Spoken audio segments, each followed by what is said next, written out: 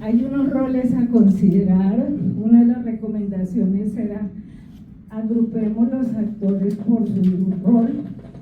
¿Qué roles debemos considerar? Roles de dirección, roles de financiación, roles de regulación, formulación de la política, inspección, vigilancia y control, ejecución, planeación, evaluación y control como nosotros.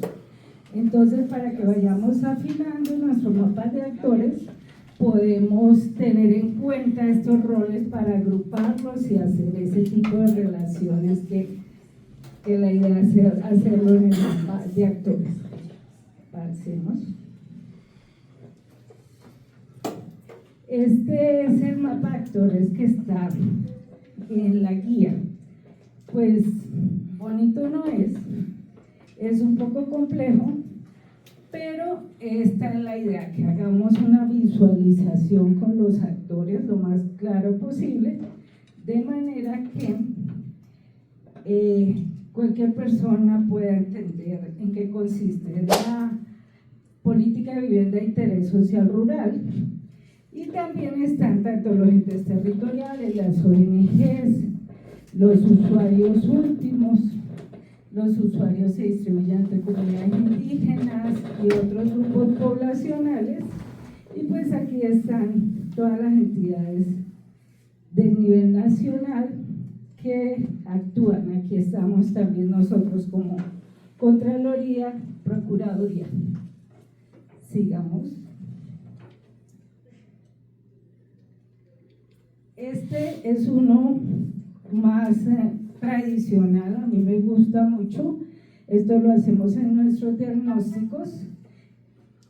Se distribuyen las entidades por roles y como en una estructura, primero el ministerio, las entidades que dependen del ministerio, otras entidades que de pronto no son del sector, con su respectivo rol, y a la derecha está como la categoría a la que corresponden, quienes financian, quienes supervisan, quienes ejecutan. Entonces, pues esta es como más formal, pero puede servirnos un poco más ordenada. Sigamos. Entonces, aquí nuestro equipo de descentralización diferencial va a presentar su mapa. Entonces, por favor.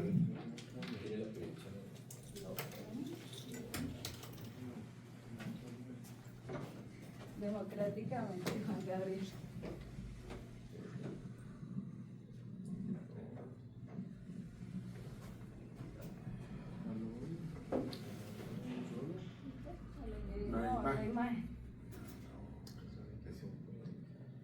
Bueno, dentro de la descentralización diferencial se manejaron 5 sectores de que se manejan dentro de la parte de descentralización, que son los entes territoriales, organizaciones internacionales, entes nacionales, entes de control y sociedad civil. Entonces, entes nacionales, que son los que empieza a manejarse directamente como está la parte de la descentralización presupuestal o todo lo que se maneja a nivel desde la parte nacional hacia el territorio. Entonces empezamos primero por el Departamento Nacional de Planeación, después va la misión de descentralización y Ministerio. Todos los actores en este programa. Por ejemplo, el plan operativo del programa. Ese es nuestro marco institucional, ahí dice quién hace qué, cuáles son las reglas, por ejemplo, para los beneficiarios para que accedan. Entonces, todo el marco institucional, de pronto aquí hay bastante de marco normativo. El enfoque de la evaluación, aquí ya entramos a cuestiones metodológicas. La metodología, el plan de trabajo de campo, nuestra rigurosidad y la validez de nuestras conclusiones está basada en la evidencia, y la evidencia más rigurosa es la primaria, la que nosotros vamos y recaudamos en campo. Los recursos nuevamente, y por último la matriz de planeación, que es la que nos resume los elementos centrales nuestra planeación. Este es el temario que vamos a ver hoy. Pasamos. Entonces, esta etapa de planeación tiene dos elementos: conocimiento del OSS a fondo. ¿Por qué? Porque en preliminar también lo estábamos conociendo y hasta el último día del informe lo vamos a seguir conociendo. Y aquí estamos en esta parte que es la concreta. ¿Cómo se concreta todo este proceso? En un documento de planeación que cubre la estrategia que vamos a aplicar. Entonces, esto es como retomando todo este tema.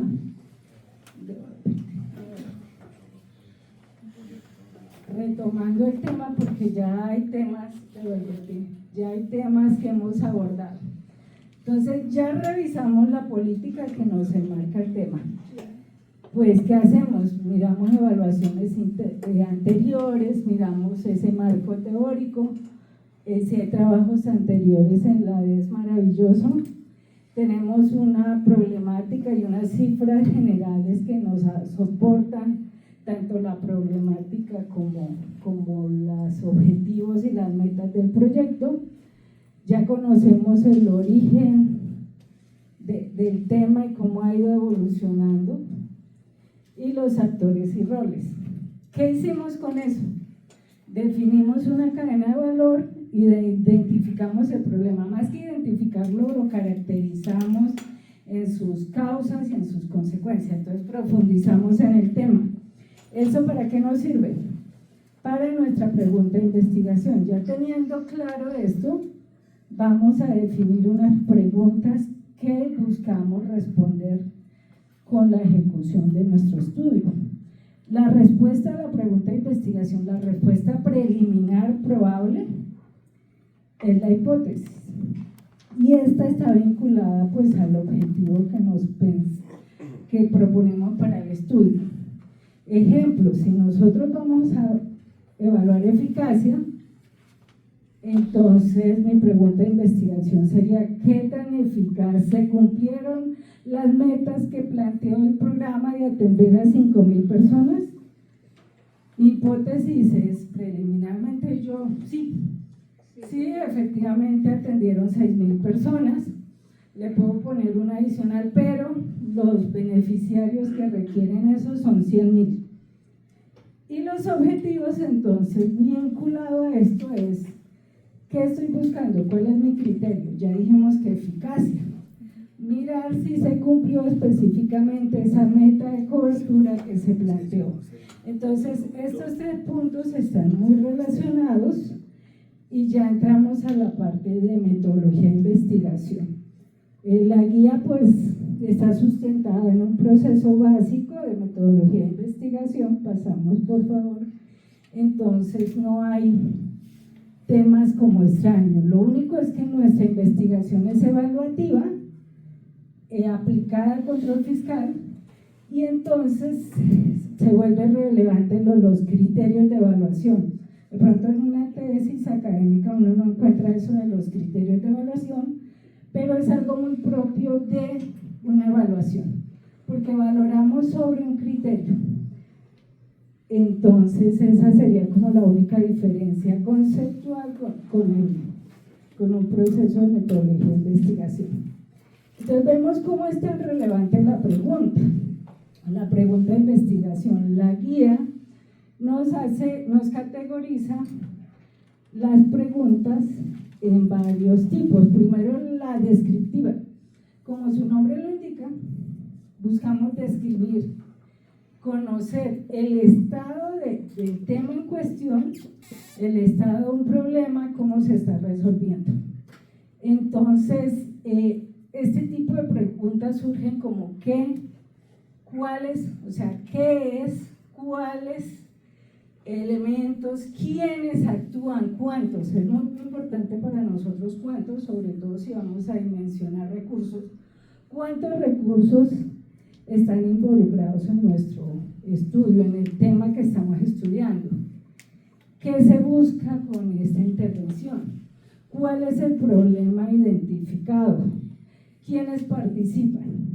Entonces uno diría que es muy básica, hay una metodología donde organizan por niveles de complejidad, y la pregunta menos compleja o el nivel menos complejo es el descriptivo, pero lo necesitamos primero como punto de partida, y segundo porque en nuestro informe final vamos a ver el modelo que nos envió el despacho del vicecontralor en informe, creo que es el viernes, y allí hay una parte de describa los recursos y describa la intervención. Igual alguien que nos va a leer, no le vamos a decir, ese programa no sirvió. ¿Cuál programa? ¿Cuándo se formuló el programa? ¿Quién es el responsable del programa? ¿Qué se proponía el programa? Muy sucinto, o sea, no podemos hacer 90 páginas de descripción y la conclusión media página, no. Aquí no estamos para escribir, estamos para evaluar. Y ahí vamos a la segunda pregunta, que es normativa, y es hacia nuestro enfoque evaluativo. Nosotros vamos a comparar frente a una norma, frente a un deber ser, encontrar una brecha, una distancia, y vamos a concluir sobre esas similitudes o diferencias, sobre ese cumplimiento o no. Entonces está esta normativa que es evaluativa. Hacia aquí también estamos, entonces las preguntas se enfocan a eso, a cuáles son las similitudes o cuáles son las diferencias frente al deber ser y lo que yo encontré. De orientación causal, aquí ya lo vamos volviendo más complejo, igual los métodos son más complejos. Encontrar correlaciones es importante, es fácil, incluso en un gráfico nosotros podemos encontrar correlaciones. Es un nivel más avanzado, pero la causalidad es algo más complejo técnicamente. Usualmente son modelos econométricos donde sin ninguna duda y con unas pruebas econométricas usted puede decir si hubo causalidad, que yo le haya dado esos recursos a un agricultor para mejorar sus cultivos, eso incide en 30% en incrementar sus ingresos. Entonces, para eso necesitamos una información estadística y unos modelos complejos, que lo podemos hacer si tenemos la información, existe la diaria, aquí hay economistas con conocimientos en eso, estadísticos, pero requieren mayor nivel de complejidad técnica. Entonces, las preguntas serían como qué factores incluyen, por qué se redujeron los ingresos o por qué crecieron los ingresos de esos agricultores, cómo fue la relación causal entre tal situación y tal otra. Entonces, esto nos sirve, tenemos que nosotros ubicarnos aquí. Como les dije, podemos por objetivo y por capítulos tener una combinación. Descriptivo es escindible, no es lo más importante en nuestro estudio, pero tenemos que tener preguntas descriptivas. Al inicio, normativas de correlación, ojalá, y de orientación causal. Ahora, las exploratorias, uno diría, termino. De pronto no es la más adecuada para el control fiscal, pueden darse casos, es para temas que no conocemos. Usualmente métodos cualitativos de ir y mirar, estudios de caso, temas muy puntuales y desconocidos. Entonces vamos a saber cómo funciona eso. Uno diría que no, porque nosotros vamos a ir a ver qué hace el gobierno, y el gobierno debe saber qué es lo que hace. Entonces me parece que no es la más aplicada, pero igual se pueden, aquí puede ser dando con cualquiera de las preguntas. Yo puedo preguntar, tratar de saber cuál es la causa, pero muy exploratoriamente. Hipótesis muy difícil, o sea, es que no conozco el tema. Entonces, pero lo que les digo, las relevantes para nosotros son las tres primeras, La otra es muy específica, temas sociológicos, sociales, que me parece que nosotros estamos en un campo donde hay mayor conocimiento. Bueno, no, mi inquietud es si esa pregunta de orientación causal no es necesario relacionarla con el tiempo. O sea, no solo, digamos, preguntarnos si surtió determinado efecto, por decir algo que usted acaba de poner, de que aumentó un 30% los ingresos, sino si esos ingresos estuvieron sostenidos durante el periodo de análisis. Porque, digamos, uno encuentra muchos proyectos que recién se hace la inversión o se le da la dotación al beneficiario, pues da un efecto de mejoramiento, pero el mejoramiento no es persistente, no es duradero, sino que ya se deja de dar la dotación o la ayuda y el efecto desaparece.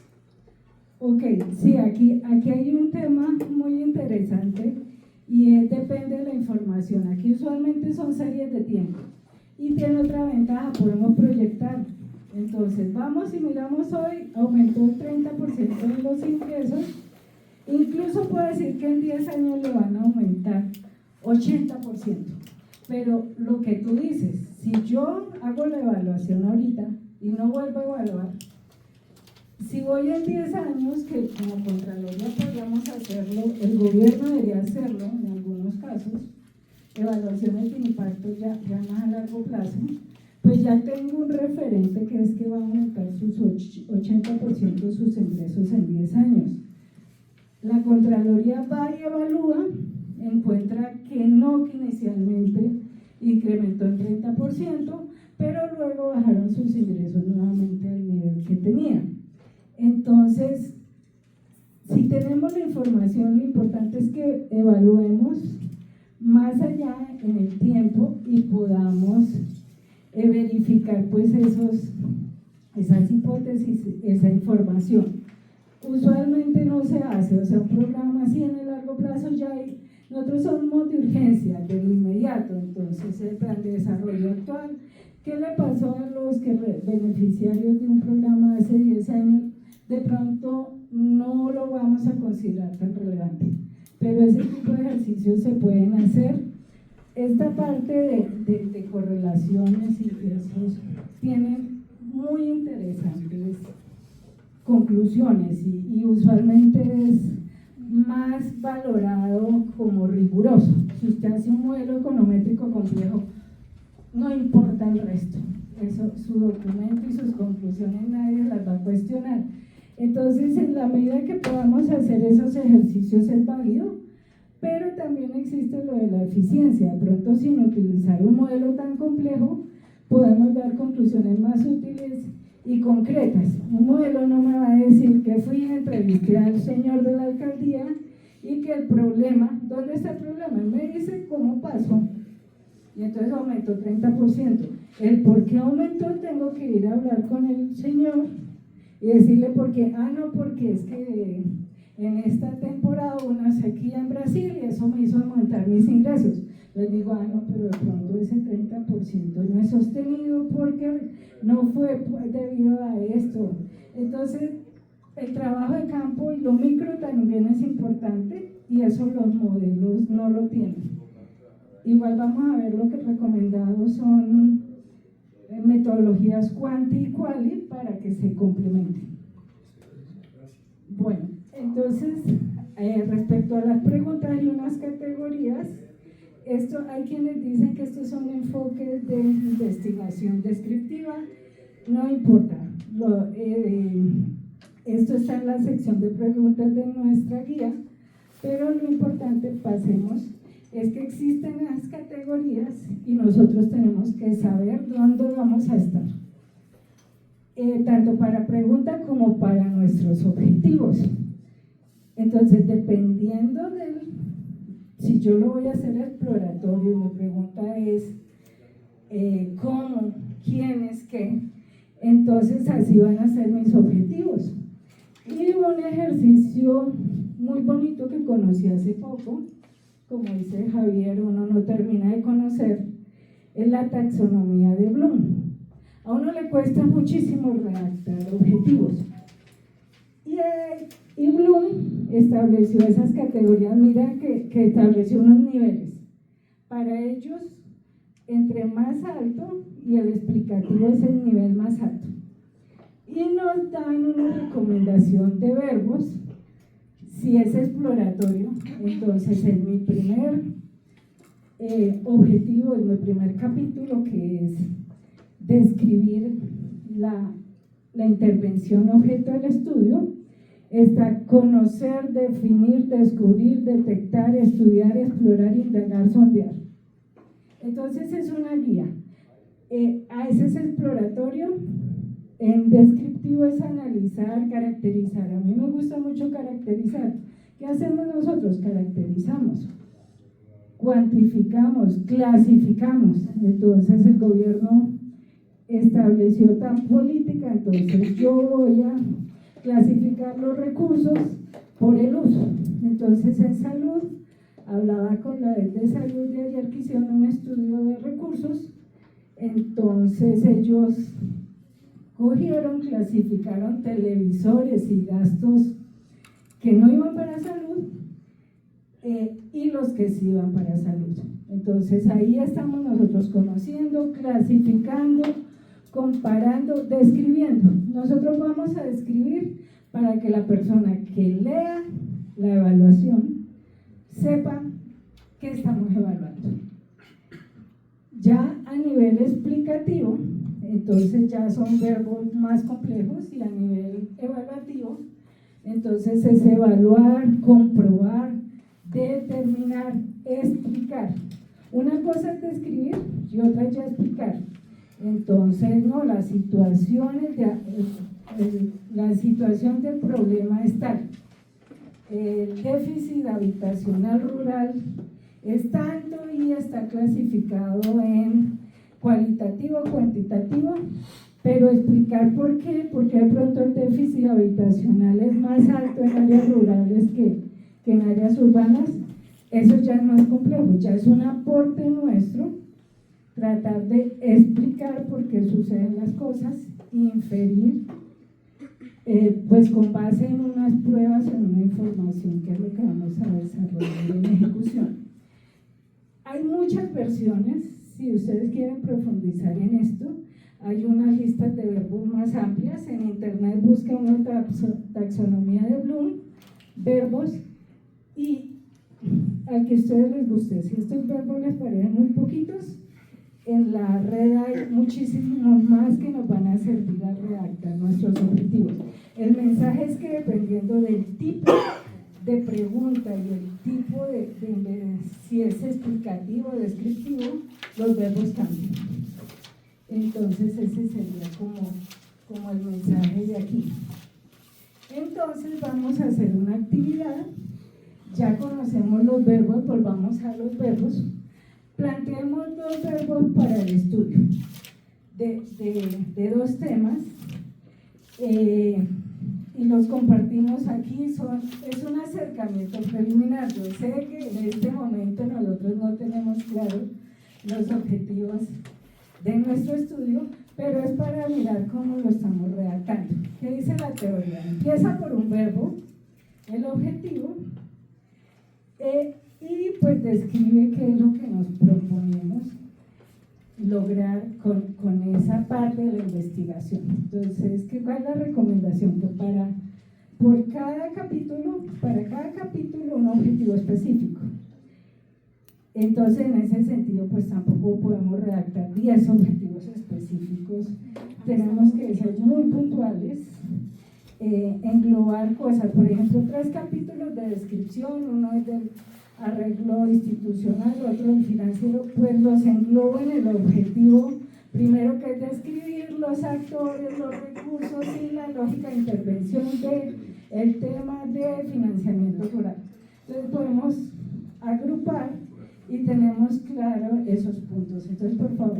Sí, digamos que ahorita, por ejemplo, con el tema que acabas de mencionar, uno de los temas que nosotros queremos cubrir dentro de nuestro estudio es por lo menos identificar y calcular, bueno, ahorita por el verbo, ¿sí? Los recursos invertidos en ciencia, tecnología, investigación agropecuaria, porque como tú lo dices, son múltiples las fuentes y no existe, digamos, ese rastreo. Ese es uno de nuestros objetivos.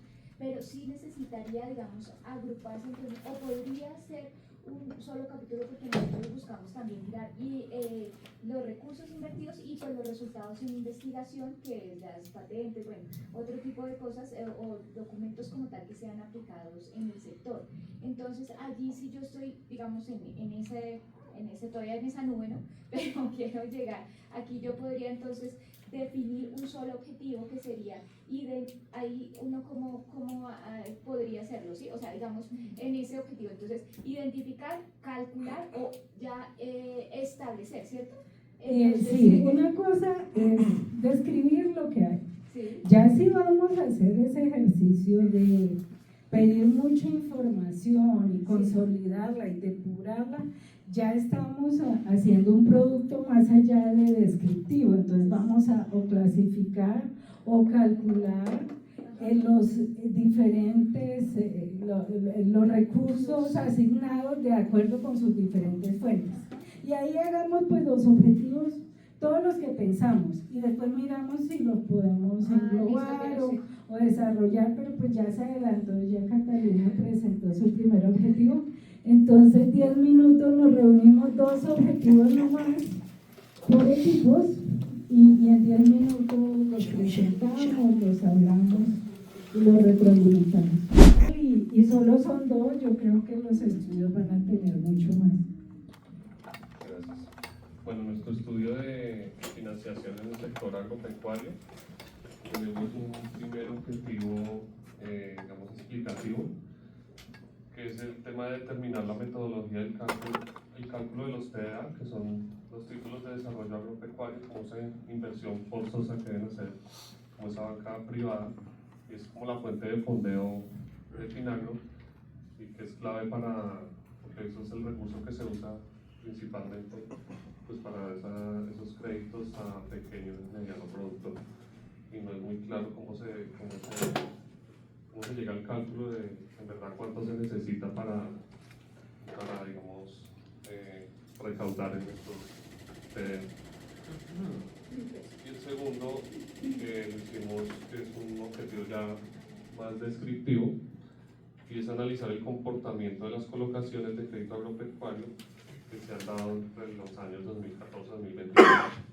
Entonces, como ha sido una política que ya lleva, digamos, un largo tiempo, pues podemos analizar un periodo largo de tiempo. Una pregunta, ¿tienen perfil para ese primer objetivo de, cómo es lo del cálculo, el modelo de cálculo de... ¿A la metodología del cálculo? Sí, o sea, eso es una fórmula compleja matemática. Sí. Mi pregunta es si tenemos el perfil, o sea, es para decir, si no hay una persona que maneja muy bien las matemáticas, o pedimos un experto, o no nos proponemos ese objetivo porque es muy difícil cumplirlo. O sea, está muy bien el objetivo, pero igual ahí mismo podemos mirar la viabilidad y las necesidades de recursos dentro de las personas que puedan cumplir ese objetivo con el nivel técnico que se requiere. Entonces... Confiamos en Juan Carlos. Bueno, Juan Carlos no está, pero ya tenemos cuál va a ser su tarea en este ejercicio. No, pero mira, lo que tú dices es cierto, digamos, ese es un riesgo que nosotros tenemos con ese tema, pero es uno de los puntos que más énfasis nos hicieron para este trabajo. Sí, que nuestros compañeros que están... Sí, les decía, eso lo vemos como hasta cierto punto como un riesgo para el trabajo, pero a la vez fueron los requerimientos que nos establecieron para este trabajo, analizar el tema de los TDA. Entonces, debemos partir. De hecho, el Banco de la República debe tener una metodología, debemos establecer cada cuánto se hace este cálculo y cuál es la labor del Finagro digamos, en el recaudo de esa inversión.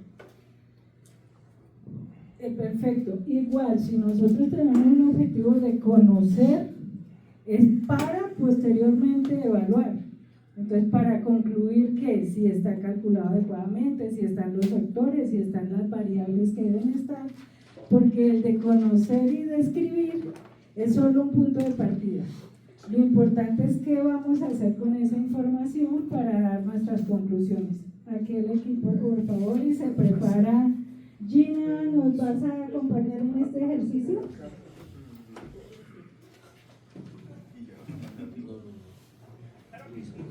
Bueno, nosotros tenemos el tema de gestión de riesgos agropecuarios.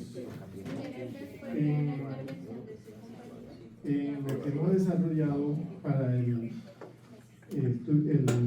estudio preliminar o documento preliminar, hemos identificado una serie de estrategias e instrumentos, creo que van más de 20 instrumentos que le apuntan, digamos, a lograr un cambio en la gestión de riesgos agropecuarios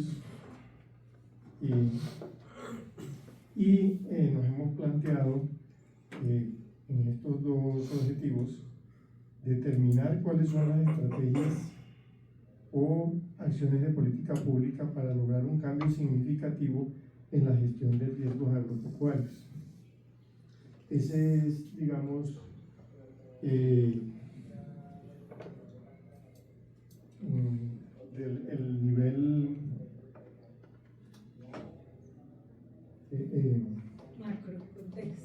sí, digamos, más alto que tenemos en la escala acá. Disculpe que no me acuerdo ahorita cómo era es explicativo, sí, explicativo. Y en la parte, digamos, porque creo que tenemos que combinar lo descriptivo y lo explicativo, entonces tenemos otro objetivo que dice analizar el comportamiento de la inversión pública asignada a la gestión de riesgos agropecuarios y contribuir al mejoramiento en la eficiencia, eficacia y equidad en la ejecución de los recursos en el periodo 2010-2024, o sea, el periodo de estudio. Este último sería como el más general, o sea, específico, 3 criterios: evaluar eficiencia, eficacia y economía. Me parece muy general y deberíamos diferenciar. Es uno general y luego específicos. Entonces, nuestros objetivos generales deben enfocarse a los criterios de evaluación. ¿Y cuáles son los criterios de evaluación más importantes para el control fiscal? Evaluar eficiencia, eficacia, economía, equidad, desarrollo sostenible y los demás que apliquen para la intervención. O sea, hay temas de estudio, por ejemplo, de los pliegos tipo, que había principios pluralidad, de oferentes eran específicos de mi tema de estudio, que era un tema contractual, de mercado. Entonces, seguimos con Gina. El general está muy enfocado a eso, es muy parecido para todos nosotros. Los específicos sí ya responden tanto a explicativos como descriptivos. Gina. Yo debo aclarar que el trabajo que estamos realizando no es un estudio sectorial, es un seguimiento al cumplimiento de una política pública dentro del marco de la resolución 021 del 30 de octubre de 2019, conformada por la Procuraduría de la Contraloría.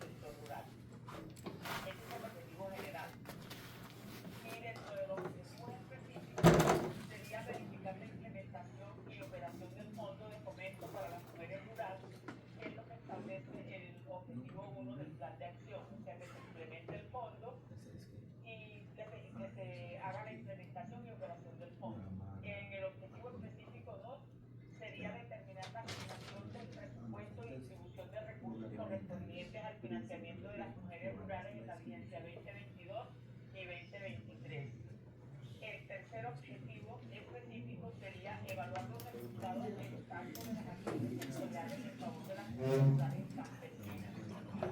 Y en cuanto a evaluar la participación femenina en el crédito asignado para el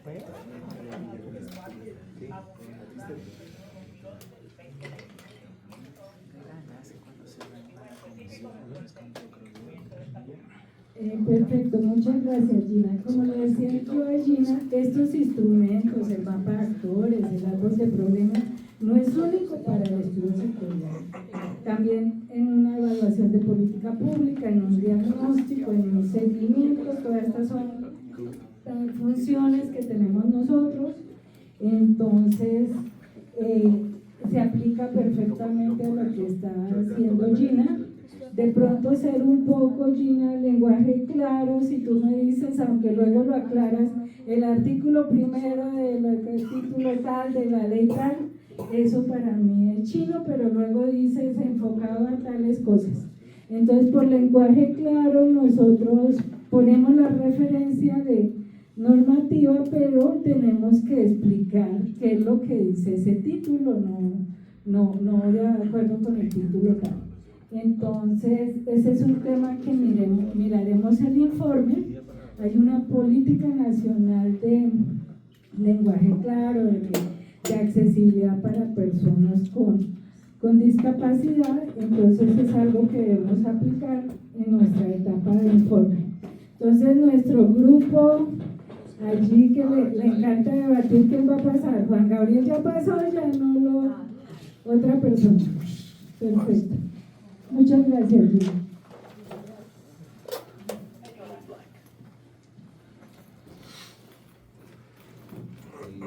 Bueno, con respecto al estudio de centralización diferencial, nosotros tenemos un objetivo general que es identificar los retos para la implementación de la descentralización diferencial y sus posibles implicaciones en el desarrollo equitativo de las regiones económicas, de las regiones en Colombia, en el marco del PND 2022-2026. Ese sería como nuestro objetivo general. Básicamente es como ver cómo va esta iniciativa de descentralización en Colombia, iniciando de pronto por un marco histórico, porque se viene hablando de descentralización desde prácticamente 1800 o desde antes. Y entonces la idea es comenzar como con un marco histórico y finalizar pues en todo lo referente al Plan Nacional de Desarrollo vigente.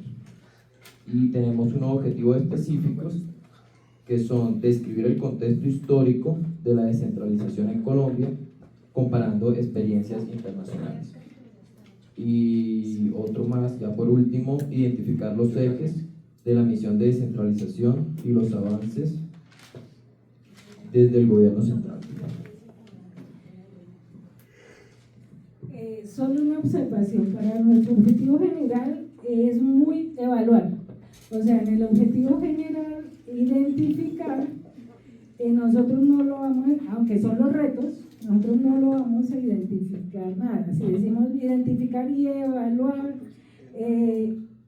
la propuesta o el estado actual de la descentralización diferencial y los retos que se plantean, porque quien tiene que identificar la estrategia de todo es el gobierno. Yo les comentaba a ellos, me decían que realmente el gobierno no tiene claro cómo va a ser la descentralización diferencial, qué metas tiene, cuáles son las estrategias, los instrumentos, etcétera, etcétera. Entonces, si el gobierno no lo sabe, nosotros no vamos a diseñar la estrategia, nosotros vamos a evaluar. Y si no hay, acuérdense que uno de los criterios es que haya pasado suficiente tiempo y pues que el gobierno lo tenga claro. Si no, pues o yo me invento la estrategia y pues entonces no voy a evaluar. Entonces ese punto tenemos que tener muy claro nuestro papel. Nosotros vamos a evaluar lo que otro propone. Que yo también tengo que construir mi lógica de intervención para tener un criterio frente al cual evaluar, para encontrar vacíos en su propuesta, pero si no hay propuesta, si no hay programa, si no hay claridad de la estrategia, ahí sí va a ser algo muy exploratorio Y no sé hasta qué punto, pues, el objetivo de la Contraloría, aunque es válido, entonces sería que en equipo definan que es algo muy exploratorio, no van a llegar a evaluar propiamente, sino hay 5, describir, mirar lo que hay de descentralización hasta hoy y eso, cuáles son los retos de una posible propuesta, pero entonces sería otro alcance y la parte evaluativa pues sería bastante limitada porque no tenemos frente a qué evaluar realmente. Sí, es que básicamente lo hemos visto hasta ahora como un trabajo descriptivo, porque no existe como tal de pronto una política pública ya planteada con indicadores, metas, objetivos, que hable puntualmente de centralización diferencial. Entonces, por eso es que decimos más bien descriptivo. Igual, pues necesitamos la evidencia. Todos los oficios que le mandé a todo el mundo y todos me dijeron que ni idea. Entonces ese es mi punto de partida, porque pues a veces nosotros decimos no existe y vamos donde la entidad y sí, claro, aquí se tiene todo. ¿Por qué no me preguntaron? O sea, después de hacer todo ese conocimiento con todos los actores claves, ahí sí puedo decir que no existe, que no está suficientemente madura la estrategia y que mi alcance de la evaluación en ese sentido sería conocer y más hacia evaluar hacia atrás que tratar de evaluar esto. Entonces eso es el proceso en el que estamos y pues hay que cubrir todas las etapas que hemos visto aquí. Bueno, entonces ya podemos seguir. Entonces tenemos bastante tiempo para definir los objetivos reales y aterrizar en nuestro estudio. Bueno, nosotros tenemos el tema de ciencia y tecnología.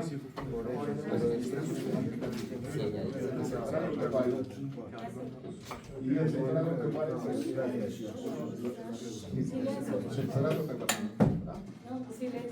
Perdón, ¿escuchan?